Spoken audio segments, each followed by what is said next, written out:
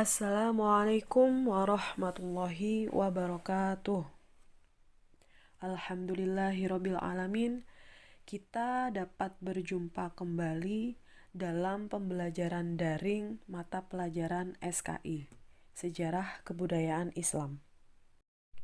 Apa kabarnya kalian hari ini? Semoga kita semua diberi kesehatan dan selalu dalam lindungan Allah Subhanahu wa Ta'ala. Amin ya Rabbal Alamin.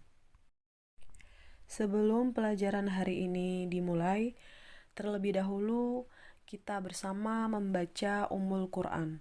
Semoga pelajaran hari ini bermanfaat dan barokah. Al-Fatihah. Baik anak-anak, di slide yang sedang kalian lihat sekarang, itu adalah tugas minggu lalu. Apakah dari kalian semua ada yang belum mengerjakan atau belum mengirim tugasnya? Jika ada yang belum menyelesaikan tugas, segera selesaikan dan dikumpulkan melalui link tugas seperti biasanya, atau bisa juga dikirim ke WhatsApp. Nanti bisa minta nomor saya ke grup wali murid. Dan jangan lupa untuk menulis nama lengkap dan kelas di atas kolom tugas. Seperti itu. Jangan lupa untuk mempersiapkan buku tulis dan juga alat tulis untuk menulis semua yang kita pelajari hari ini ya. Tentunya dengan tulisan yang baik dan benar juga rapih agar bisa terbaca nantinya. Di minggu sebelumnya kita sudah mempelajari tentang misi, tentang hakikat misi dan juga ibrah misi Nabi Muhammad SAW. Nah, hari ini kita akan mempelajari tentang strategi dakwah Nabi Muhammad SAW di Mekah. Sebelum kita memasuki apa saja strategi-strateginya, saya akan bercerita sedikit. Jadi jauh sebelum kenabian Nabi Muhammad SAW, bangsa Arab, khususnya penduduk Mekah, sudah lama terjerumus ke dalam lubang kemusyrikan. Agama tauhid yang dibawa oleh Nabi Ibrahim alaihissalam dan kemudian dilanjutkan oleh putranya yang bernama Nabi Ismail alaihissalam telah banyak mendapat penyelewengan.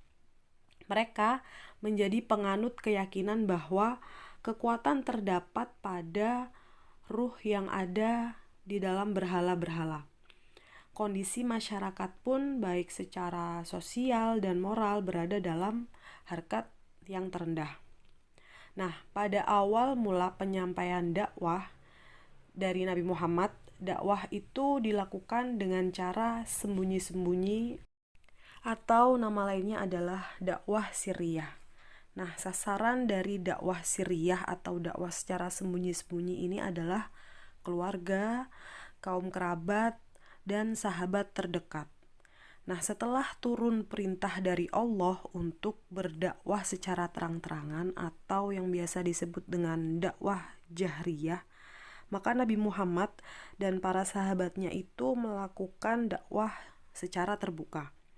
Nah, dakwah secara terang-terangan atau secara terbuka ini mengundang respon yang sangat keras dari pemuka Quraisy.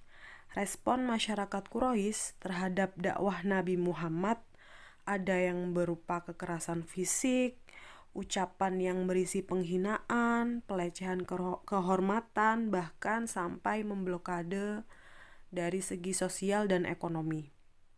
Nah, semua gangguan dan ancaman dari kaum Quraisy itu tidak membuat Nabi Muhammad SAW dan para sahabat menghentikan penyampaian dakwah Islam. Mereka menerimanya dengan sabar, tabah, dan tetap teguh dalam akidah Islam, serta tetap semangat menyebarkan sampai datang perintah untuk hijrah ke Madinah. Pembahasan pertama adalah A. Kepercayaan masyarakat Mekah sebelum Islam. Pada awalnya, jauh sebelum kedatangan Nabi Muhammad SAW, penduduk Mekah sudah mengenal keesaan Allah Subhanahu wa Ta'ala. Artinya apa? Penduduk Mekah merupakan penganut agama tauhid yang dibawa oleh Nabi Ibrahim alaihissalam dan yang kemudian dilanjutkan oleh putranya Nabi Ismail alaihissalam. Namun, kepercayaan tersebut lama-kelamaan bertolak, bahkan berbelok menjadi kekuatan para ruh yang mereka yakini ruh tersebut ada di dalam berhala-berhala yang sedang mereka sembah. Nah, proses perpindahan kepercayaan itu berawal dari seseorang yang bernama Amir bin Lubai. Dia adalah seorang pembesar suku Khuza'ah yang pada waktu itu dia pergi ke Syam atau yang sekarang disebut Syria. Nah, dia melihat masyarakat kota Syam melakukan ibadah dengan menyembah berhala. Kemudian dia tertarik untuk mempelajari dan mempraktekkannya di Mekah. Amir bin Lubai meletakkan sebuah berhala yang besar yang bernama Hubal di sisi Ka'bah. Ia menyuruh masyarakat Mekah dan Hijaz supaya menyembah berhala-berhala tersebut. Dan akhirnya Amir bin Lubai mengajarkan kepada masyarakat Mekah cara menyembah berhala, sehingga masyarakat Mekah meyakini bahwa berhala adalah perantara untuk mendekatkan diri kepada Tuhannya. Pada akhirnya sejak saat itu masyarakat Mekah menyembah berhala. Mereka membuat berhala-berhala sehingga mencapai 360 berhala dan yang berhala tersebut mengelilingi Ka'bah, ditaruh mengelilingi Ka'bah. Di antara berhala itu ada yang bernama Lata, Uzza, Hubal, Manat, Kasaf, dan Nailah. Maka mulailah kepercayaan baru masuk ke dalam masyarakat Mekah dan kota Mekah menjadi pusat penyembahan berhala. Ketika melaksanakan haji, bangsa Arab melihat berhala-berhala di sekitar Ka'bah dan bertanya tentang alasan kenapa sih menyembah berhala. Nah, para pembesar menjawab bahwa berhala-berhala tersebut itu merupakan perantara untuk mendekatkan diri kepada Tuhannya. Masa itu dikenal dengan sebutan masa jahiliyah. Kenapa sih kok dinamakan jahiliyah? Bukan berarti mereka itu bodoh dari segi keilmuannya, namun mereka itu bodoh dari keimanan kepada Allah Subhanahu wa Ta'ala. Pembahasan yang kedua adalah tentang kondisi sosial masyarakat Mekah sebelum Islam.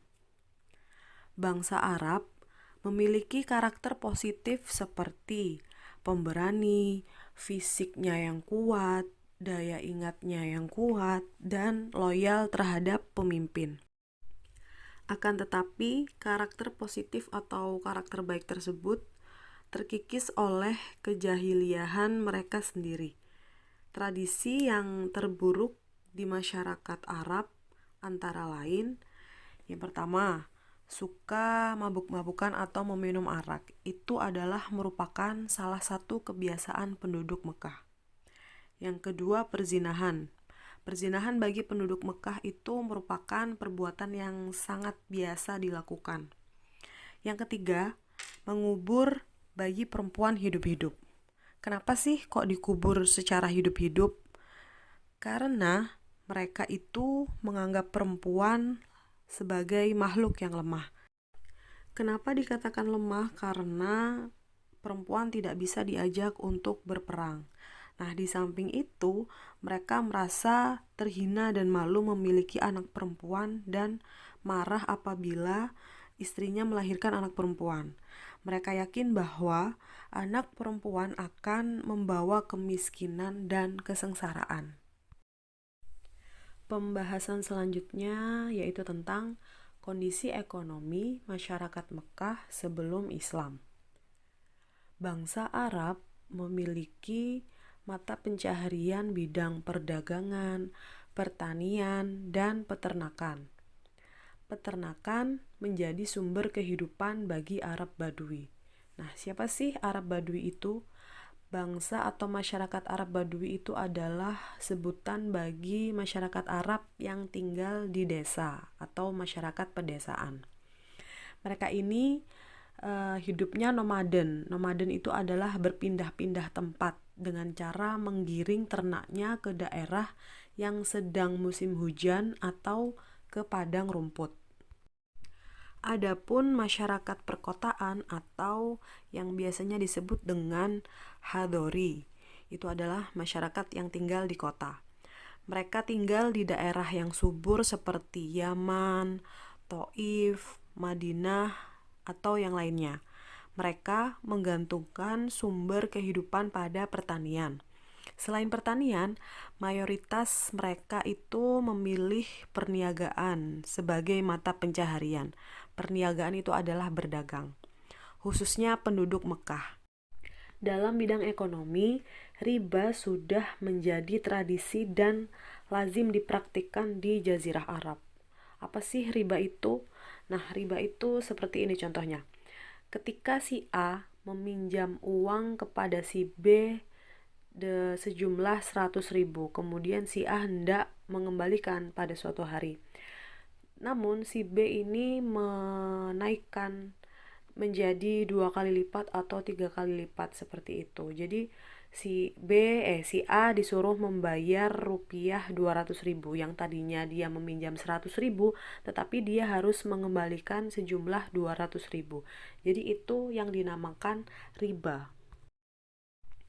Pembahasan terakhir kita hari ini adalah kondisi politik masyarakat Arab sebelum Islam.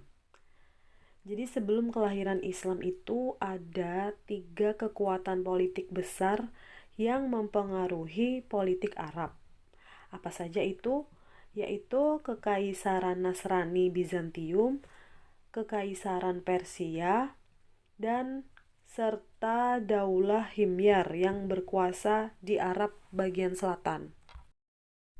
Untuk anak-anakku semuanya, mohon untuk mempelajari semua yang sudah kita pelajari dari mulai pertemuan minggu pertama, minggu kedua, juga minggu ketiga pada hari ini, agar nantinya kalian bisa memahami apa yang sudah kita pelajari dengan mudah. Akhir kata, wassalamualaikum warahmatullahi wabarakatuh.